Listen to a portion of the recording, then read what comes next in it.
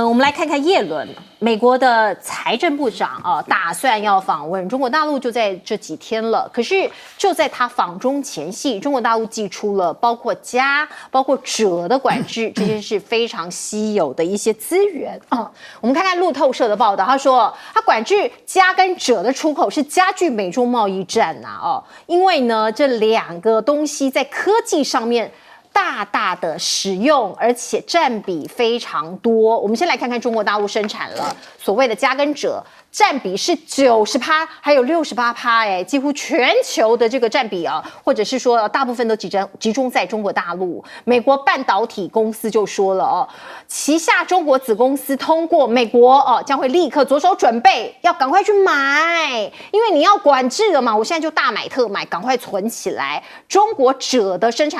产商就说，禁令发布之后呢，不断的接获从欧洲、美国还有日本客户的查询说，赶快要在限制出口前增加存量这是可以想见也可以理解的。那很多人就分析，未来全球锗还有镓的贸易结构可能会出现变化，包括呢价格还有出口价格都会上涨呀会涨多少呢？每公斤人民币1万到1000以及1500元都会往上涨所以这样的管制对军武有什么样的影响呢？我们先来看看这个小科普。镓的用途呢是放在半导体、雷达等等，像是爱国者飞弹的雷达就是借助氮化镓提高侦测的性能，而锗的用途在光纤通讯、军用的夜视镜，大部分的卫星都使用基于锗的太阳能电池，所以它们很重要，够重要了吧？包括你看到呢，稀土也是大大的这个非常重要的一个这个资源和金属贵金这个稀有金属。科技战最怕什么？中国拿什么报复美国队长？业内点名它就是稀土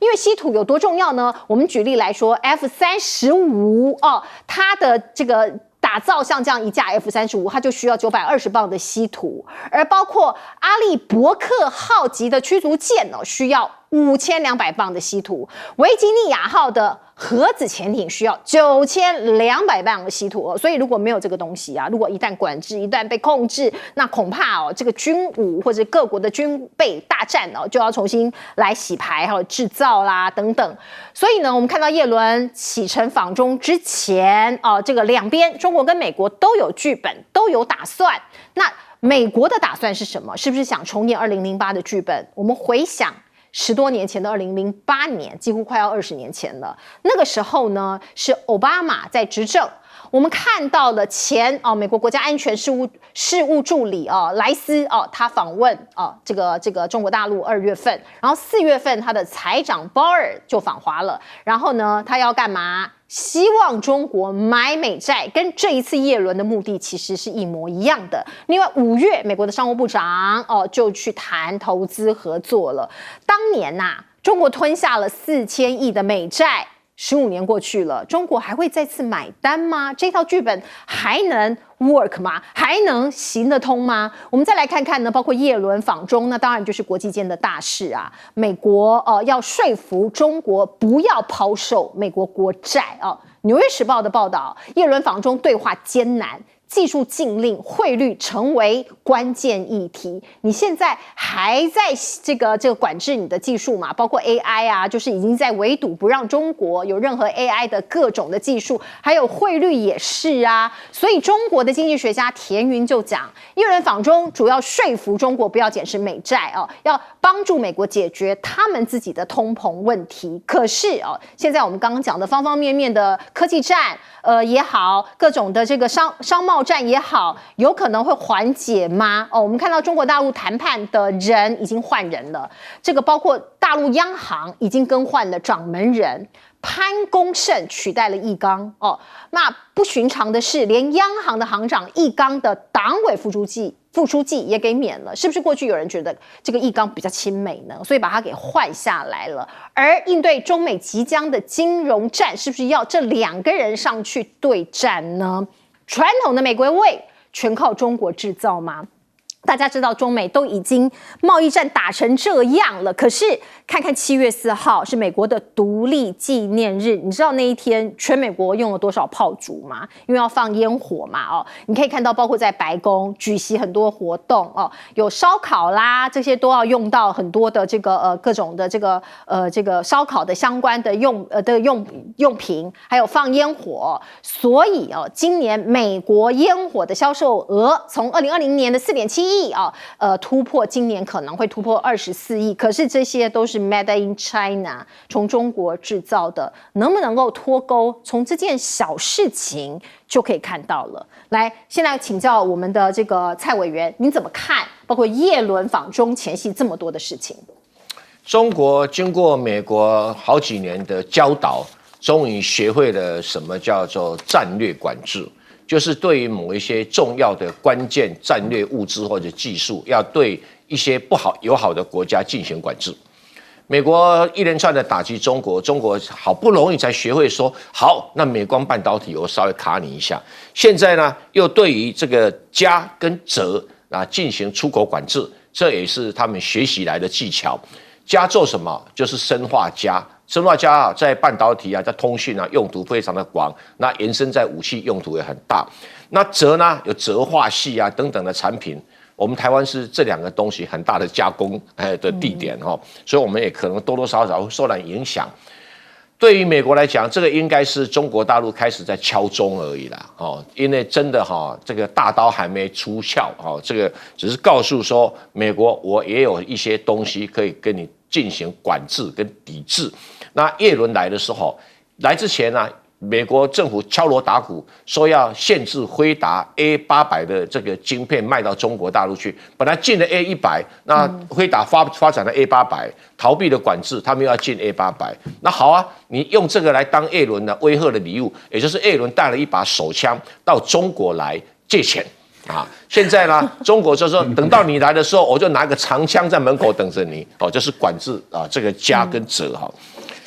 如果中国下一步再管制稀土的话，那影响的层面更大。因为稀土简单讲就是很多科技重要产业里面的味精跟维他命，你不能没有它。那可是你也不能说它特别的重要，可是你就不能没有它。你那个逆中战机很多的涂料都需要用到它所以这场游戏会非常好玩的至于这个叶伦访中以后，还有没有其他人跟进没有错啦，2008年当时美国陷入世界金融风暴的时候他要中国一口气跟他买了4000亿美元的政府公债，协助美国度过财政的困难。那担心中国大量抛售美国政府公债，不过这个中国的经济学家可能说错了，抛售美国的政府公债会使得美国的利率上升，反而帮助美国解决通货膨胀的问题。真正的问题是，这个时候的债券价格下跌会使得美国的银行危机陆续的出现。他现在只有20几家通过美国联邦的一个什么压力测试，其他的3000多家都没有测试你不晓得哪一家会倒所以这个东西才真正美国要担心的一个部分。中国人民一样换人其实我很早觉得易纲应该换了，太温文儒雅，不适合金融市场上这种杀伐震天。这个简单讲是白刀子进红刀子出的一个行业它太温了。我早就主张俄乌战争开始的时候要把手上的所有的美国公债全部卖掉，1年差4%，10年期的债券呢就差40%中国如果去年卖掉，今年买进，赚多少？3000亿美金。为什么这个钱不赚呢？那这个美国国庆用的是中国货物当然拜登大概不以为意啦。不过从那个所谓中美对抗的讲，看起来是有点讽刺是没有错。来请教赖老师。路透社的这个分析是错误的了。他说中国管制这个镓跟锗的出口会加剧美中的贸易战那他用加剧那现在还不够激烈吗？贸易战还要再怎么打？难道美国要把所有的税都提高到100%、200%、300%吗？怎么可能的嘛？已经够加剧了，而且都是美方主打那中国大陆其实都是防御，现在是刚刚开始反手，我们叫反打。我觉得这个反打打得很好，而且要继续反打。那目前来说的话，那现在有很多人就像台湾就很了不起台湾，我今天看到我们的中央社引述了不知名的，他说那个网络上的一篇文章，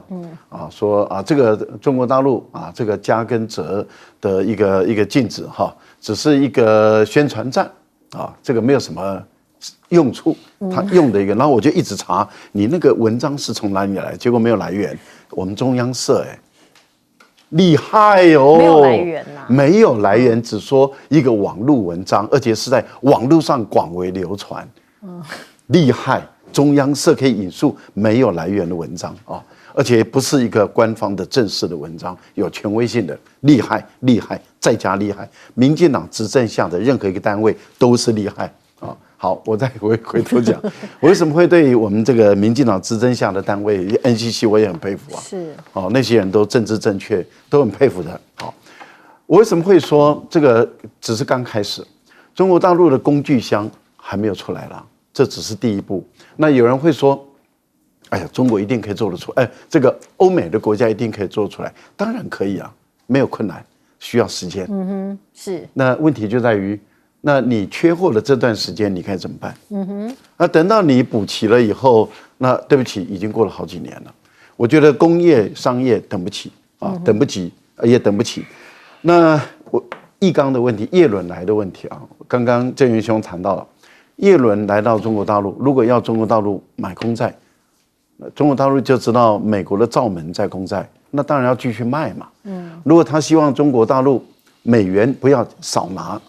不要去把它换黄金，那当然就是要去换嘛。因为目前来讲，美国没有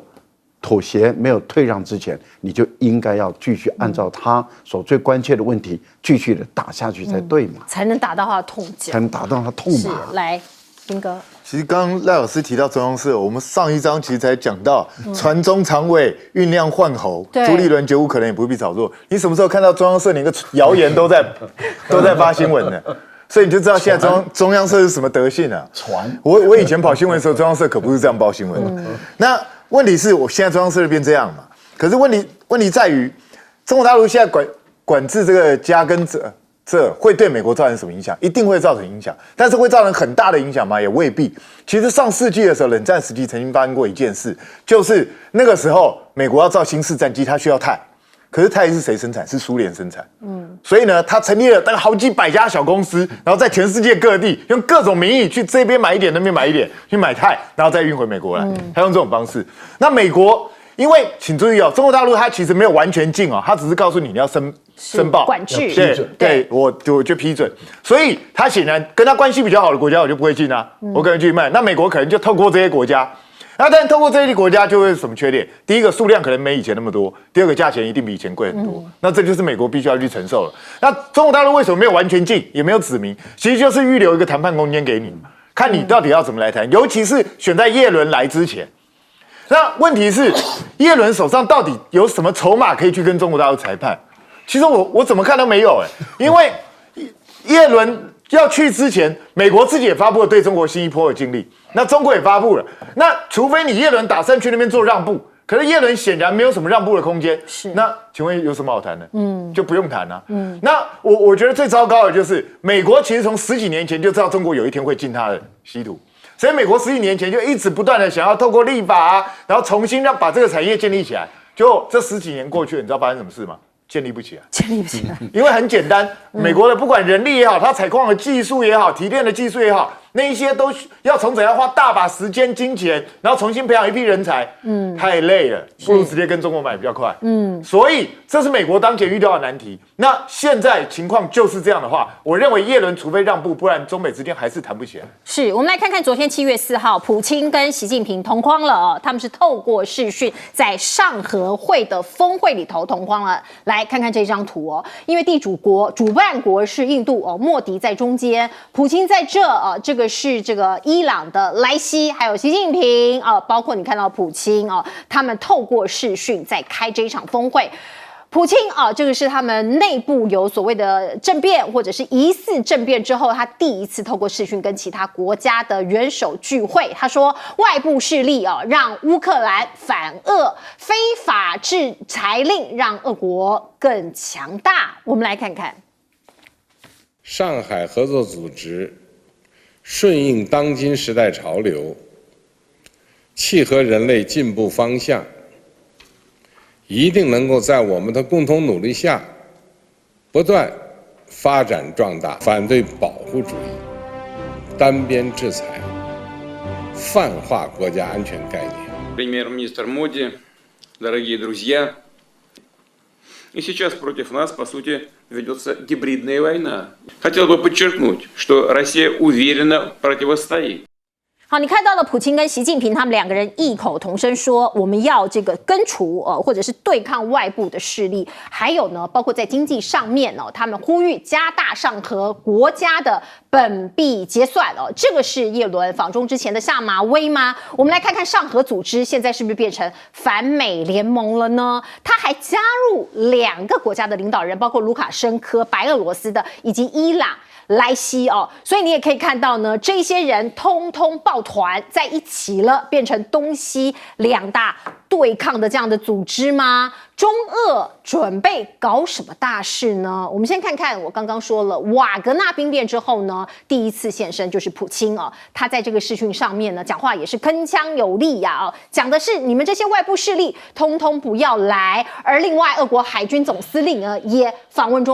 中国你看到《环球时报》他就说了，中俄海军今年会有大动作，这是李尚福，这是俄国海军总司令叶夫梅诺夫2个人都说好，会加强各级沟通组一个常态的联演联巡。而另外，我们看看俄罗斯唯一的航舰叫做库兹涅佐夫号，记得他吗？在俄罗斯跟乌克兰的战争里头，他在黑海被击中现在已经修好了，据说明年底有望重返海上。而另外，我们再来看看这张世界地图，中国大陆的野心是什么呢？中国大陆在这里嘛那他最近呢派遣了他的驱逐号驱逐舰南宁号领航解放军的军舰这是一个舰队礼拜二这个2号，7月2号已经抵达了奈及利亚。中国在这儿嘛，它一定是这样走到吉布地这里有中国大陆的基地，然后到了奈及利亚，7月2号就抵达了。如果他再往这里走北大西洋，其实已经来到了美国东岸这里了所以对美国来说可能是一个很大的挑战甚至会对美国视为威胁吗？而另外我们看看最近法国非常的不平静，如果你有朋友你有亲戚在法国居住或者是旅游的话，很多人很惊恐因为烽火连天。我们看到的因为一名少年在警方执法的时候很不幸的身亡了，所以全法国你看到的烧砸抢打警方政报部队通通出动了。你看到法新社怎么说？他说法国企业运动组织说，法国这一场骚乱会让企业损失超过10亿欧元。法国的城市因为系统性的种族主义陷入一片火海，因为死亡的这名少年是这个我们可以看到他是非洲裔的那法国的骚乱从法新社的视角您看到的，他下了一个标题叫做帝国的黄昏，这个是法国的 landmark 这个法国铁塔底下呢一片烽火在暗夜中看起来更加的惊心动魄，这是帝国的黄昏吗？另外帝国的黎明，这是一个对照了，这是在之前在年初的时候，今年年初同样是法新社，他那时候登了这一篇照片他是拍摄什么呢？中国的解放军本来他是要形塑说，你看看中国的解放军很可怕，他有胁迫感，对我们全球都造成了威胁。可是没有想到，却意外的帮解放军打开了在社群上面的话题，大家都在讨论了。所以这是一个对照组。而另外，我们再来看看欧盟对法国跟塞尔维亚的骚乱不同反应所以你看到这个塞尔维亚的总统武契奇就很生气他说这是双标那土耳其这个国家这个埃尔段那他经常也是发表一些跟欧洲国家不同的声音的一些话语。他说，曾经给我们上过民主课的人现在陷入深深的沉默，很讽刺因为你看你们西方人每次都跟我们讲民主如何，现在怎么都不讲话了呢？那另外呢，我们看看埃尔段他怎么说？他说法国普遍存在伊斯兰恐惧症你知道土耳其很多是伊斯兰教的哦，那也有很多在这个地方有伊斯兰的这个信徒哦，所以将此提升为土耳其的国安问题啊，所以呼吁欧盟应该对仇恨应对仇恨犯罪，他认为是白人或者是不同的这个种族和宗教对伊斯兰的一种恐惧啊，这进而变加害。而另外我们看看法国的统计局怎么说，他说2021年法国移民总数达到700万。占人口总数的10%耶，1/10是移民哦。穆斯林占这个人口是4%合法的人口那非法就不用讲了。到2050年，法国将是穆斯林人口最多的欧洲国家。美国之音说，中国突然取消欧盟的外交与安全高级代表博雷利的中国行，这也是一项讯息。来，我们请蔡委员一起帮我们解读一下。博雷利到中国访问被取消，原因很简单，就是博雷利的欧盟最近通过一项的决议书文，里面提到说，意思是说欧盟要介入台海问题。你这个时候说要介入台海问题，那你又推迟过一次。博雷前段时间他到中国访问啊，推迟说因为他得到新冠肺炎确诊啊，就没想到人家发现说他出现在 G7 啊，那就是很难解释啊。那现在你又要来，又通过了，就说要介入台海问题，就中国大陆的立场，他当然说那就请你不要来吧，来也没什么好谈的嘛，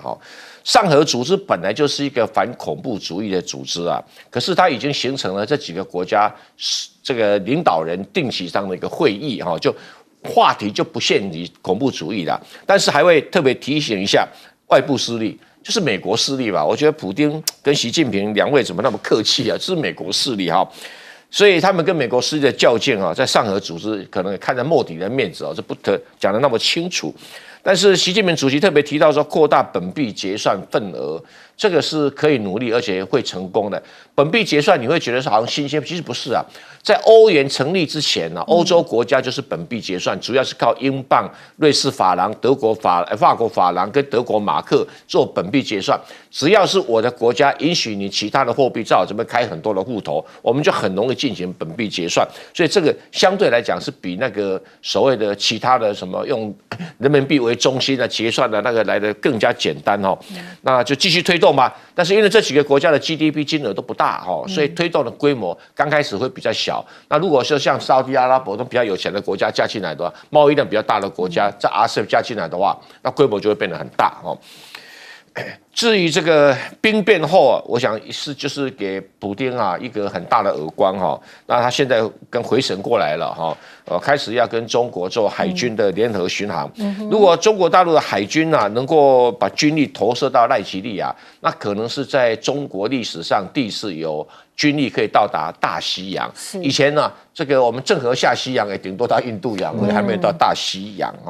那法国我们当然希望它早点结束，应该不会很难因为法国暴动很有经验，比谁都有经验。黄背心对，经验丰富，对，所以我不担心倒是会被这个埃尔端跟那个武契奇嘲笑一段。是，我们先进一下广告。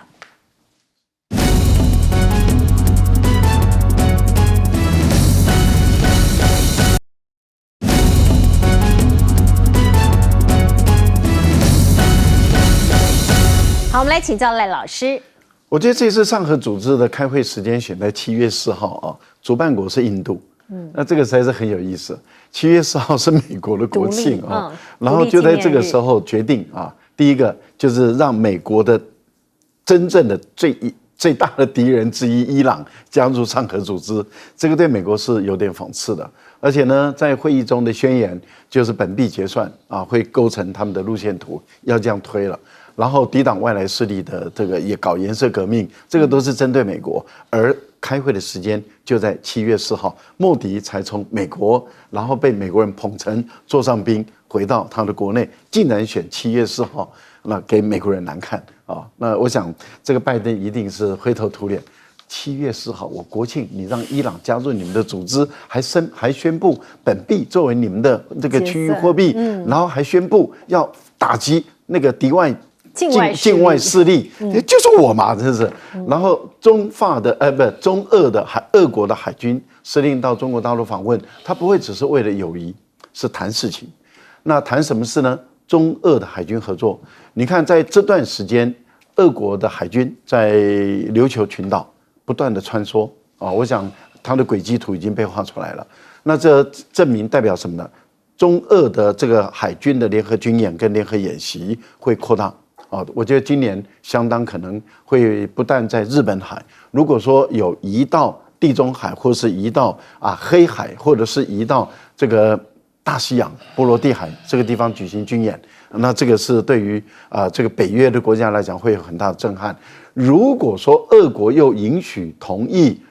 中国大陆的海军使用它的军事基地作为停靠点，作为一个补给支撑点的话，那中国的海军就一下子就走得很深了。也就是说，因为我们都知道海军这个船，你要有一个很好的停靠，你才能够要加油啦、加水啦、加食物啦，还有最重要就是那个军港是要放一些武器弹药的，要放一些设备的，因为你的船舰要修，你要有武器装，你要有一些零料件在那边换修，因为船一跑出去就要跑很久、跑很远，那所以它要有很多的支撑点。如果俄国同意它的跟它有关的盟国，例如说包括叙利亚啦、以前的利比亚啦等，那么都能够跟中国大陆有合作的话，中国大陆的海军就一下子可以走很远了。我觉得这个合作可能在这一次，俄国也很深的体会到，他真正的盟友其实就有中国大陆。过去他对中国大陆并不是那么信任了哈。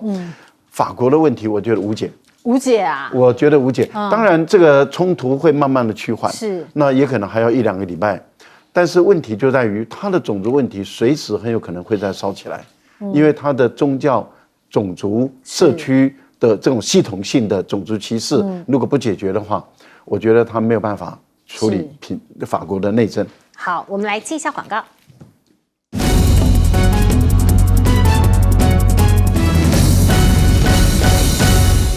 最后的时间留给彬哥。我记得之前美国在超级隆重接待穆迪的时候，我那时候还在跟蔡正元委员开玩笑说，美国是想太多吗？印度根本不可能会倒向美国的。结果你看吧，我们讲一点都没错，因为他是先知预言，不是因为印度是个文化泱泱大国，印度人都很聪明，而且人家什么都吃，就是不吃亏，所以他绝对不会去帮美国人干这种傻事的嘛。印度，我觉得人家说的一点都没错，这个国家就是标准的，就是只要任何东西对我有利，我就闪，就是这样子而已。那对我不利，我就闪得远远的，这是好事啊。我觉得任何国家领导人都应该要这样做啊。这样才能够保护自己的国民，不是很好吗？那至于说中国大陆的海军现在往这个西非进发，我觉得这个是必然会出现的事情。因为它在非洲大陆上内陆已经几乎都连接起来。那接下来就是要港口运输啊这些东西，因为你从陆路很多东西很难运输嘛，而且非洲的基建本身也不发达，所以你本来就要先从海路这边过来。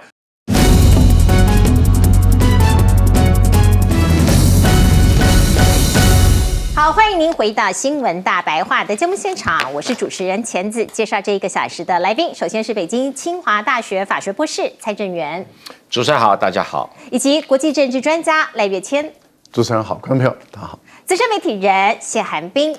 主持人好，大家好。好，观众朋友，我们来看看民调，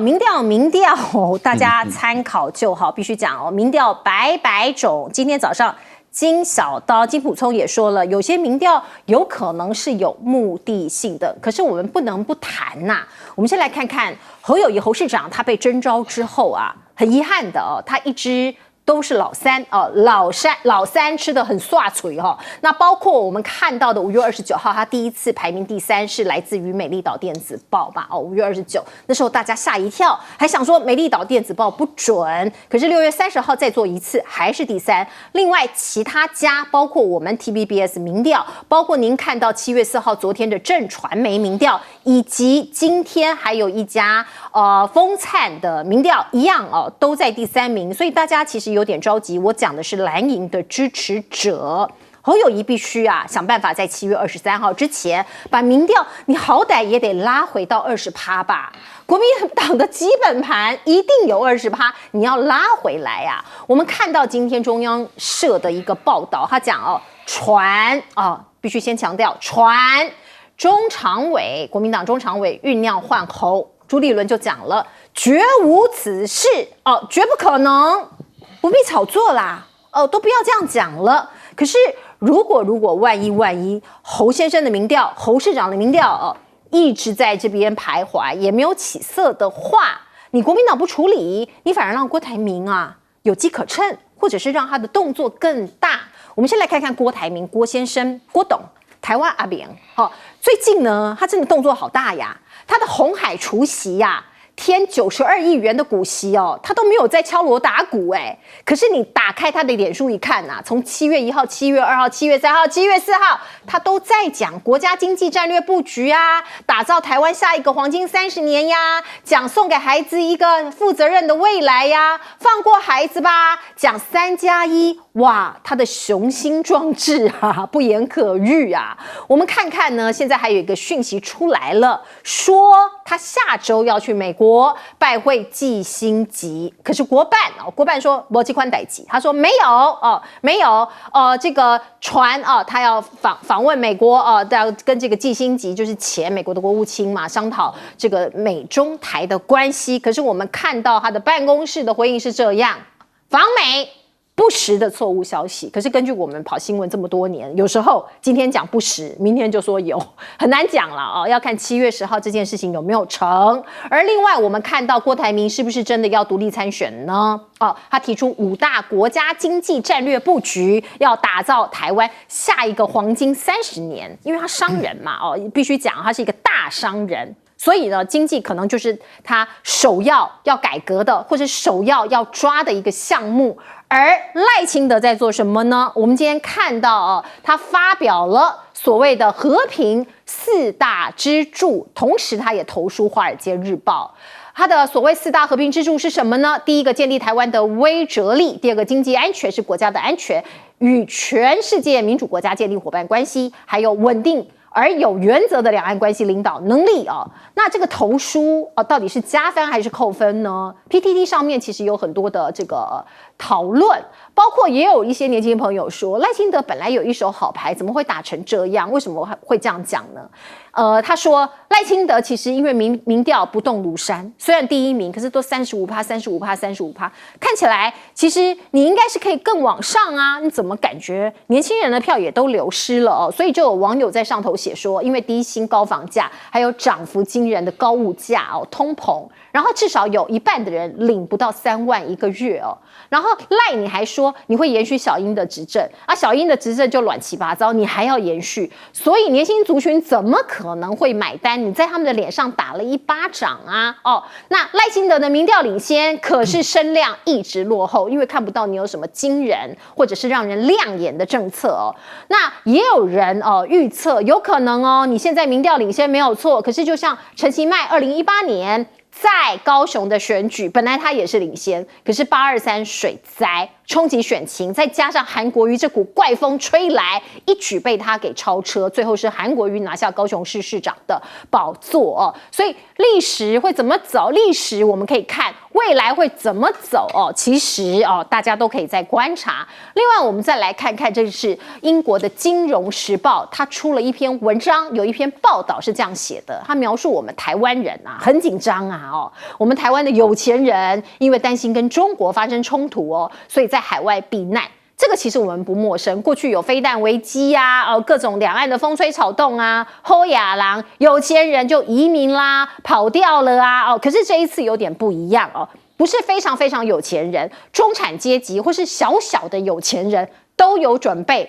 我们看到他访问了6名的财富经理人，就是常常跟这些有钱人打交道的这一些专业人士他们就说了，自从中国去年8月军演以来，他很多客户跑去买什么艺术品、钻石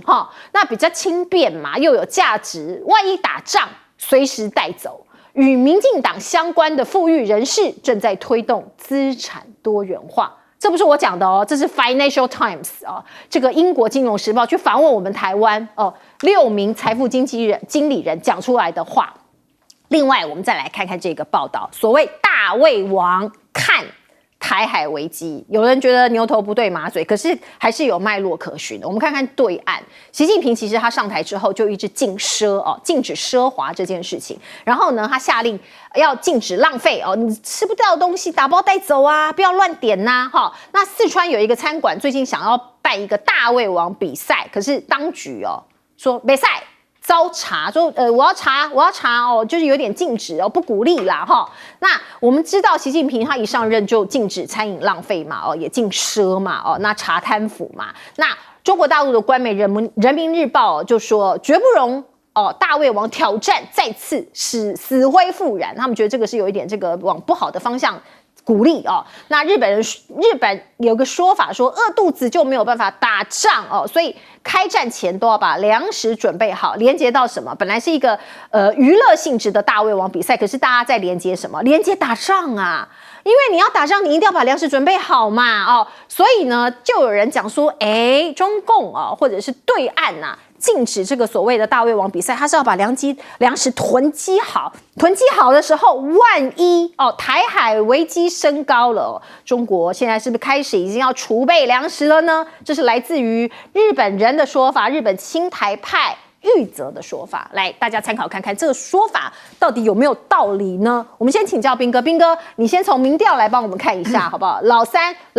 撸加撸刷锤吗？该怎么办？其实我觉得，如果只有1、2个民调，当然有人会有质疑的空间，会认为某些民调可能是刻意操作。可是从他被征召以来到现在，所有的民调显示他都是老三嘛，所以我觉得这个没有什么好疑问，他现在就是老三。那问题是老三到底能不能拉起来？本来我以为他在就是前2天他发布那5大宣誓，包括那个废除 NCC 啊，然后那个就是把取消延长兵役啊这些东西，特侦组重启啊。这些应该可以把他带起一波声势，可是问题是他自己又反悔，又说那个兵役延长那个没讲对，那个应该是要等到两岸局势缓和之后才能够恢复4个月。那你第一次出手，然后就把他拉回来，这个气势整个就消掉了。因为其实我在网络上看到是很多年轻人都在谈论这个话题，因为年轻人绝大多数都不想当兵嘛。你好不容易打出一个至少还不错，还能够引起年轻人话题的球，结果你自己就把它拉回来。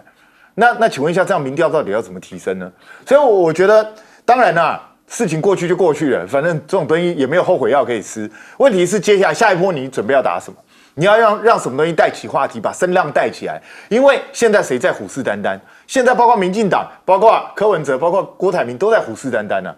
那郭台铭最近民调一直起来，当然他某一部分民调起来原因是因为侯友宜掉下来，所以很多人也许真的是希望把侯友宜换掉，寄望于郭台铭。但是还有很大一部分，我认为根本就是那一些希望郭台铭出来把侯友宜弄死的人反串啊。对，因为在网络上都是这样子嘛，那民调你也很难去真正了解到对方的真实背景是什么嘛。所以我觉得现在的民调当然还是有很多水分在里头，可是侯友宜的民调声势确实落后是没有错的，所以他自己要努力，这没有人能够帮他，谁也没有用。他自己如果能够赶快快马加鞭，然后让人家有崭新的感受的话，那有机会起来。如果没有办法的话，时间不等人，很快就会消失的。那郭台铭呢？他最近动作频频，不是为了选，是要干嘛？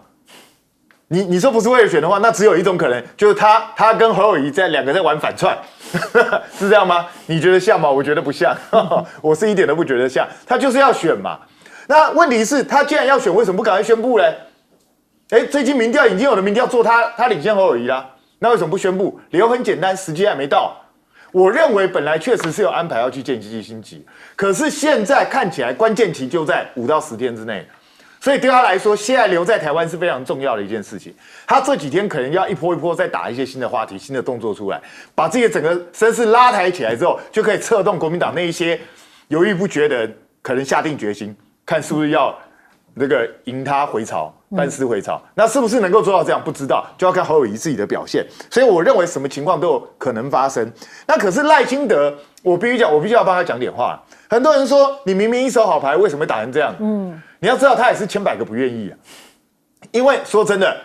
他现在完全被蔡英文辖制住，他的主张明明就跟蔡英文一点都不像。可是他必须要假装自己把蔡英文拱得高高，不然的话，他上次才被干掉过一次，难道这次准备又被干掉吗？那实际上他是主张台独的人嘛，所以他又怕老美不放心，所以只好弄了一个这个东西。可是老美因为你写这篇文章就会放心吗？也不会。那对赖清德来讲，最糟糕的一点就是什么？你要知道。从侯友宜被征召到现在这1个多月来，赖清德不是没有努力哦，他一直都在努力哦。他做了很多，包括影音的东西，包括其他的一些活动都有在做。然后什么新赖自由会全台湾到处开，可是民调完全没动。对啊，那请问一下发生什么事？就是因为他双手双脚被绑住了嘛。他很多东西，他自己的观念也是比较陈旧的观念，他没有办法赢得年轻人跟中间选民的信赖，所以赖清德确实是呈现一个僵局的状态。我觉得非绿阵营只要自己不乱搞，你们能够找到一个最佳胜利的方程式的话，要赢过赖清德其实不是那么困难的事。非绿如果全部团结在一起，那个数字其实就赢过赖清德啦，是吧？民调看起来说已经有一点的固定化的趋势了，所以说各家民调出来的结果都差不多哈，没有太大差距。是，那结果是什么？第一个就是侯友宜掉下来的时候，柯文哲上去了，而且柯文哲现在的民调已经可以跟赖清德互相争锋了。这表示什么意思？就是说，如果柯文哲能够促使板块移动，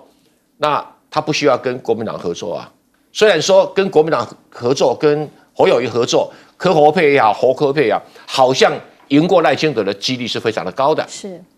可是看起来，如果让柯文哲声势再往上，他可以不理会侯友宜哦，这一点就是国民党要特别去小心的。那第二个呢，就是说，如果郭台铭加入战局，就好像一个很重要的催化剂。为什么？是柯文哲的民调掉下来了。这样一来的话，柯文哲如果不找侯友宜合作的话，好像就被